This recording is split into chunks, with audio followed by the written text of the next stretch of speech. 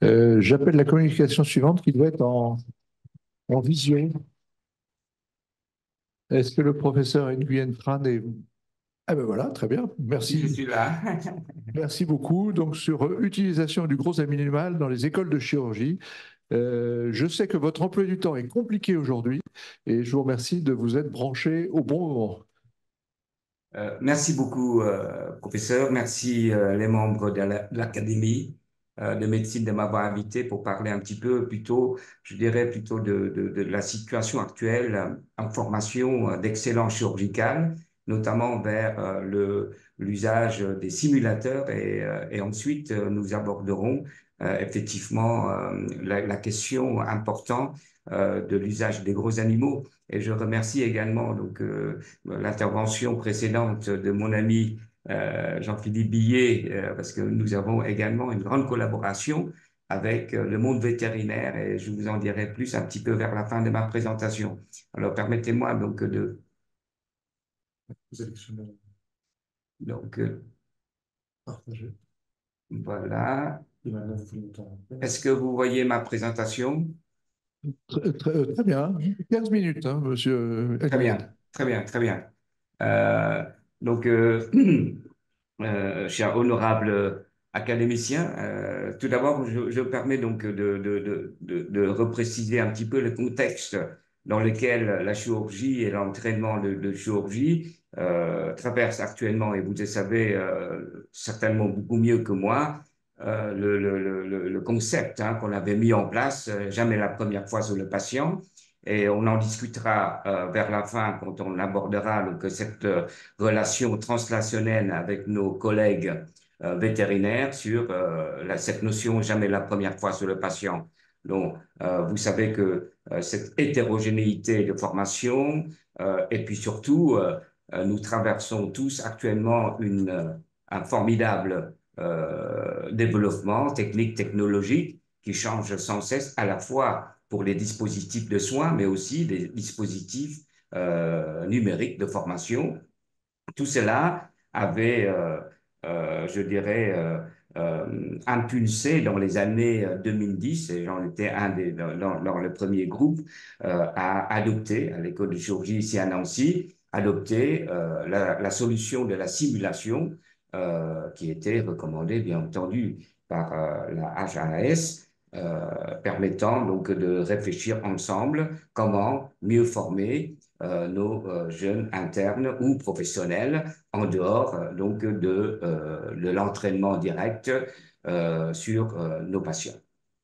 Alors, rapidement, je vous permettez donc de vous montrer un peu comment nous organisions à l'école de chirurgie en termes de formation, en simulation et l'usage des gros animaux.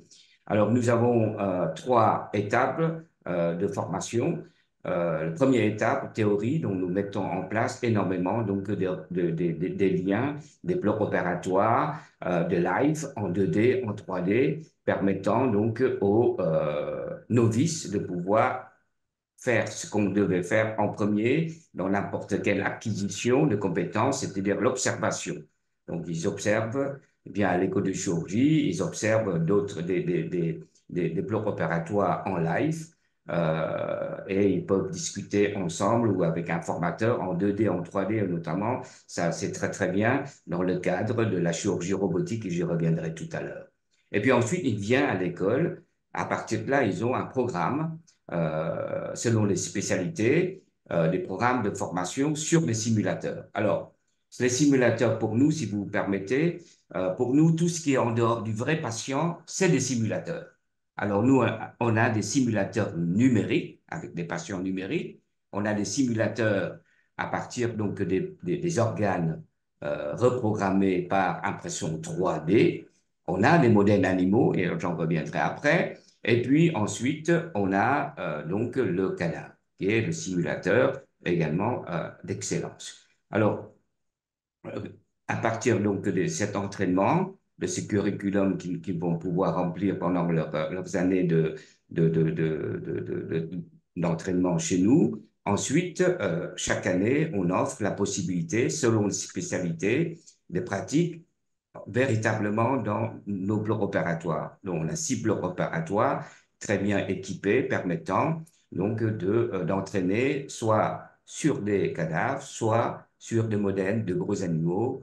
Euh, Grosso modo, c'est 90% donc des cochons, et puis le reste, en fonction des spécialités, c'est des moutons. Voilà, je pouvais voir sur ce diapositive un certain nombre de dispositifs que nous avons ici, multidisciplinaires que nous avons à Nancy. Vous avez la formation robotique, on a un robot en demeure et plusieurs robots arrivent quand on fait des formations spécifiques. On a aussi 7 stations d'entraînement de simulateurs de robots. On a une unité de chirurgie hybride. On a donc tous les simulateurs pour mini-invasifs, la célioscopie, l'endoscopie, mais aussi l'arthroscopie. Et puis, les spécialités de microchirurgie, chirurgie plastique aussi trouvent chez nous beaucoup donc de microscopes performants permettant donc aux jeunes internes de s'entraîner. Une de nos réflexions, et nous avons mis en place notre concept, si vous voulez, c'est d'offrir, essayer, autant que faire se peut, d'offrir aux jeunes, à nos jeunes confrères, de pouvoir travailler sur du matériel le plus moderne.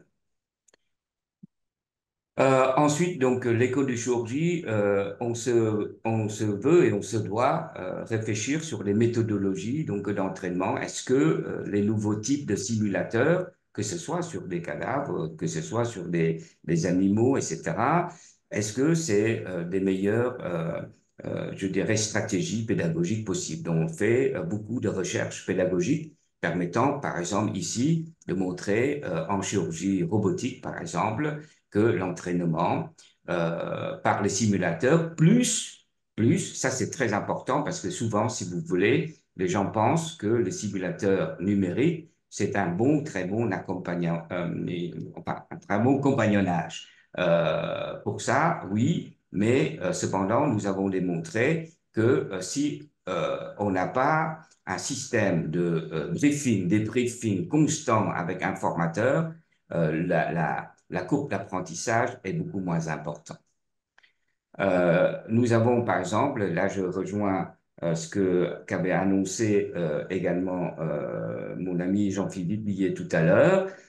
Nous mettons vraiment beaucoup en place un certain nombre de stratégies pédagogiques, notamment par exemple dans le cas de la chirurgie robotique humaine, hein, de prostatectomie robotique, on manque de modèles. On manque cruellement de modèles parce que des modèles cadavériques, vous savez mieux que moi, que on a des difficultés d'avoir des très bons modèles avec un prostate intact permettant vraiment de faire des masterclass de haut niveau. Alors, on a travaillé avec nos amis vétérinaires et on a pu démontrer que chez le chien, la prostate chez le chien avait cette particularité sur les 14 procédures donc de prostatectomie, 12 sont identiques, ce qui nous permet de faire une pierre deux coups, c'est-à-dire développer une technique de prostatectomie chez le chien, mais en même temps servir des cadavres de chiens pour des formations de masterclass de prostatectomie robotique dans les meilleures conditions.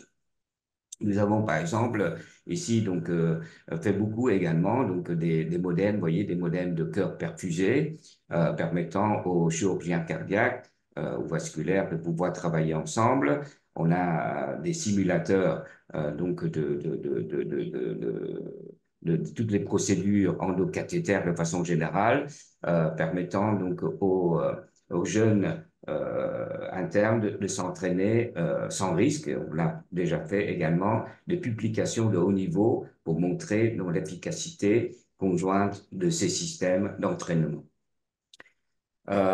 Donc, ici, vous avez donc une vision rapide donc, sur les plateformes viscérales. On a énormément donc, du matériel, hein, à la fois des simulateurs, mais aussi techniques des colonnes de cénoscopie, endoscopie, du 2D, du 3D, permettant vraiment aux internes ou aux professionnels venant chez nous pour des masterclass de travailler dans les meilleures conditions. Alors ça, c'est un exemple. Vous voyez, donc vous avez les tissus mous et puis maintenant, en ce qui concerne le tissu dur, il est assez difficile, effectivement, encore, donc de trouver des très bons modèles. Mais en chirurgie ORN, par exemple, nous avons développé en interne, en collaborant avec des startups, de mettre en place donc des os temporaux imprimés en 3D selon les pathologies permettant donc d'harmoniser la formation des jeunes internes. On a en orthopédie également, donc essentiellement vers la fin, nos jeunes internes travaillent sur des cadavres, mais on a des simulateurs d'arthroscopie très performants. Ça, c'est un exemple aussi dans des plateformes de pédagogie en microchirurgie. Ça, c'est l'ophtalmologie. Donc voilà, c'est à peu près pour vous expliquer un petit peu donc, le contexte dans lequel nous nous inscrivons pour éviter, vous savez, toute la réflexion éthique sur l'usage des animaux. J'en reviendrai avec quelques chiffres. Ici, c'est juste pour vous montrer la répartition actuellement par spécialité et l'usage des simulateurs que nous avons à l'école de chirurgie. Ce qu'il faut retenir, donc vous voyez, donc les jeunes maintenant viennent de plus en plus pour des nouvelles techniques, technologies. La formation par simulation en chirurgie robotique, par exemple, représente quasiment maintenant 40% donc de nos temps de formation pour nos jeunes. On a à l'école de chirurgie beaucoup donc de diplômes, hein, des diplômes universitaires. Euh, on a 3 en chirurgie robotique de base, chirurgie robotique en digestif, chirurgie robotique donc en gynécologie. On a également d'autres types donc de DU à Nancy. On en a plusieurs. Donc chaque année, on a plus de 300 personnes qui viennent donc à travers de diverses spécialités pour s'entraîner sur nos modèles. Et puis à côté de là, on met en place beaucoup de masterclass, des ateliers permettant de retrouver un certain nombre de spécialités au niveau national, mais aussi international. On a également fait une grande ouverture depuis quelques années vers le monde vétérinaire. Voilà, donc ça, c'est juste pour vous montrer que on a, grâce à cet effort de simulation, de développement, nous avons divisé par 4 le nombre de porcs utilisés depuis 2016. Euh, alors, les spécialités qui utilisent encore des modèles animaux, bien sûr, c'est des spécialités cardiovasculaires ou des spécialités viscérales. Ça, c'est des modèles qui les affectionnent. Mais nous avons réfléchi et nous avons actuellement à Nancy un système de perfusion de cadavres permettant aussi, dans certains cas, de ne pas utiliser des animaux vivants. Alors, je profite donc de cette présentation pour, pour dire aussi que dans le cadre de la collaboration et que vous avez les membres de l'Académie de médecine bien voulu faire le concept One Health. Bien entendu, moi je suis un ardent défenseur de cette proximité et ce lien translationnel qu'on peut avoir avec nos amis vétérinaires. Cependant, voyez le concept, jamais la première fois sur le patient, nous utilisions depuis des années des modèles animaux. Or, quand on collabore avec nos amis vétérinaires, bah le cochon, c'est le patient. Donc, il faut à un moment donné, si on harmonise de façon éthique notre réflexion, il faudrait peut-être imaginer aussi que dans la pratique humaine, de réduire au maximum le nombre d'usages des gros animaux vivants, dans ce cas-là, dans le cadre donc de formation de base. Peut-être des formations plus avancées, on peut imaginer un certain nombre de possibilités encore parce que c'est important de pouvoir travailler sur des vrais modèles. Voilà, on a par exemple, vous voyez, les codes de chirurgie sur ce diapositive à votre gauche en bas. On utilise l'année dernière 260 rats et 42 cochons par an. Alors que, vous voyez, il y a encore 5 ans, on était 4 fois plus de cochons. Alors, un autre point important, c'est que nous pensons que l'observation au bloc opératoire, c'est très important dans toutes les formations. Et on est en train de travailler avec une start-up permettant de développer un système de connexion, une espèce de métavers, un balbutiant, j'en conviens, et permettant aussi aux apprenants de pouvoir accéder directement au bloc opératoire à proximité, pouvant conserver, je veux dire, converser directement avec l'opérateur, regarder en 3D une opération comme s'ils étaient en présentiel. Donc ça, c'est un projet qui plaît énormément à nos jeunes confrères. Et puis, voilà, donc, avant de terminer ma présentation et d'en discuter, je laisse le temps de discuter avec vous sur donc, toutes les questions éthiques et économiques des modèles des gros animaux. Je me permets donc de vous annoncer aussi que l'école de chirurgie collabore énormément avec le monde animal, le monde vétérinaire, et je suis également porteur d'un gros projet d'une on peut faire un raccourci, une école de chirurgie vétérinaire complètement individualisée à Nancy, permettant de mettre en place toutes l'excellence vétérinaire, l'excellence de l'art vétérinaire, sur lequel il y aura un développement permettant aussi de répondre à quelques difficultés vétérinaires, c'est-à-dire d'attirer les industriels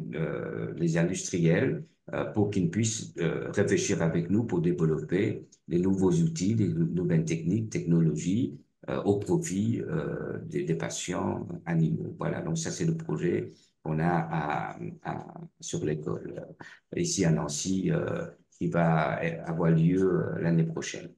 Voilà, j'en termine là. Si vous voulez ma présentation, et j'attends, je laisse la place pour une réflexion commune, un échange sur l'usage véritable et la place véritable des modèles gros animaux dans le cadre de formation chirurgicale humaine. Merci beaucoup, professeur Nguyen Tran. Donc, en gros, il faut s'exercer chez l'homme avant de passer à la chirurgie chez l'animal, c'est ça? J'ai compris. Hein. Ah, une question du Brésil. Professeur Merci, Nakara. merci beaucoup pour ta présentation, très, très Vous n'avez pas intéressante. beaucoup d'animaux quand même aussi, rassurez-moi. Merci beaucoup, merci beaucoup. Moi, je suis ophtalmologiste. Je voudrais savoir, avec ta expérience avec la chirurgie 3D, pas 3D, la chirurgie robotique, qu'est-ce qu'il y a déjà pour faire dans la vétérinaire pour opérer les patients? Parce que c'est très intéressant les métaverses. J'utilise les métaverses pour faire les lectures d'ophtalmologie. C'est très intéressant. Mais il faut que les chirurgiens est là pour faire la chirurgie et vous pouvez être proche avec le métaverse pour l'enseigner à faire. C'est très important pour l'étudiant, le fellow de rétine, par exemple. Qu'est-ce que vous avez déjà développé dans la chirurgie robotique pour les chiens, par exemple, dans le cadre de la vétérinaire? Alors oui, je te remercie. Donc il y a plusieurs questions dans ton intervention. Tu me permets de prendre point par point. Le premier, c'est le développement de la chirurgie robotique vétérinaire. Effectivement, Jean-Philippe Billet avait un petit peu mentionné tout à l'heure, à Nancy, l'école de chirurgie et en collaboration avec la fac, on était les premiers à proposer une formation de chirurgie robotique vétérinaire mondiale. C'était la première qui a eu lieu il y a à peu près 1 an et demi maintenant. Et c'est comme ça que Nicole Buot, qui a été mentionnée, elle était venue pour apprendre la chirurgie robotique. Et c'est comme ça qu'on a développé ensemble des publications dont tu as vu tout à l'heure. Mais aussi, on a pu, c'est grâce à cet effort que actuellement, aux États-Unis, Nicole Biot, avec d'autres collègues, ont acheté le premier robot pour le soin vétérinaire. Donc c'est un développement et nous continuons actuellement de développer d'autres techniques robotiques vétérinaires et notamment réfléchir aussi parce que tu sais très bien que le robot actuellement qui est le robot Da Vinci humain, il n'est pas tout à fait adapté pour les chiens et le chat. On est d'accord, hein? Le robot humain, il est, même pour nos jeunes adolescents ou enfants, on n'opère pas par robot. Hein? Les instruments restent encore trop importants. Et donc, c'est pour ça qu'il y a d'autres équipes en train de travailler pour développer vraiment des outils, cette fois-ci, adaptés au monde animal. Et ça, je suis convaincu que actuellement, il y a énormément de gens qui réfléchissent et qui commencent à voir dans le marché vétérinaire un marché émergent, important, résilient et en croissance continue. Ça, c'est pour ce qui concerne la robotique. Le deuxième chose, le deuxième remarque que tu as fait, très important, sur le métavers. Le métavers pourrait être très intéressant quand le métavers permet aux apprenants de loin de retrouver toutes les codifications du présentiel. On est d'accord? Là, on est en streaming. Bon, streaming, tu vois bien que parfois l'ennui présentiel peut transformer en l'ennui numérique. Alors, on peut éteindre, voilà. Il n'y a pas d'interaction, donc la relation, l'apprentissage peut être un peu amoindri. Le métavers permet de retrouver ça, c'est-à-dire on se voit, donc l'apprenant qui habite très loin peut converser et il y a la représentation des avatars leur permet d'avoir la sensation ou le sentiment d'être très proches les uns des autres. Donc ça, c'est très important pour pouvoir discuter, échanger et être attentif. Parce que je disais tout à l'heure, la meilleure simulation, et messieurs, mesdames de l'Académie, vous partagerez avec moi, et vous êtes tous mes maîtres. Et vous savez très bien que la meilleure simulation, c'est la simulation cognitive. C'est la simulation cognitive. Les meilleurs chirurgiens vous diront, eux, ils n'ont pas besoin de simulateur, ils ferment les yeux, ils voient exactement ce qu'il faut faire. C'est ça la simulation. Donc, c'est l'observation et la capacité d'observer et reproduire, d'imaginer, c'est la meilleure solution. Donc, il faut retrouver ça. Voyez, il faut permettre de retrouver ça chez les apprenants, le fait d'être au bloc opératoire, tout près donc des chirurgiens, alors que dans la réalité, ils ne peuvent pas. Vous voyez bien qu'un jeune interne dans un bloc opératoire au CHU, ils n'ont pas cette possibilité-là. Alors que dans le cadre de métavers, ah ben lui, il est tout à fait à côté. Il peut regarder, il peut observer, considérer, expliquer. Bien entendu, il ne peut pas encore pratiquer, mais actuellement, il y a des possibilités, si tu veux, qui permettent donc de développer, par exemple, tu regardes un vrai bloc opératoire, tu rentres dans le métavers, tu regardes un bloc, ça tu regardes un bloc opératoire. Et puis tu peux basculer dans une salle dans laquelle ce patient devient un patient numérique, sur lequel tu peux toucher toi, tu peux disséquer, tu peux ouvrir, tu peux refaire le geste. Et ça, c'est tout à fait envisageable dans les années qui viennent. Oui, oui, ça marche très bien pour l'enseignement du résident, spécialement dans la chirurgie de cataracte, de la rétine. Très, très bonnes idées. Merci beaucoup. Merci beaucoup au professeur Nguyen Tran pour cette belle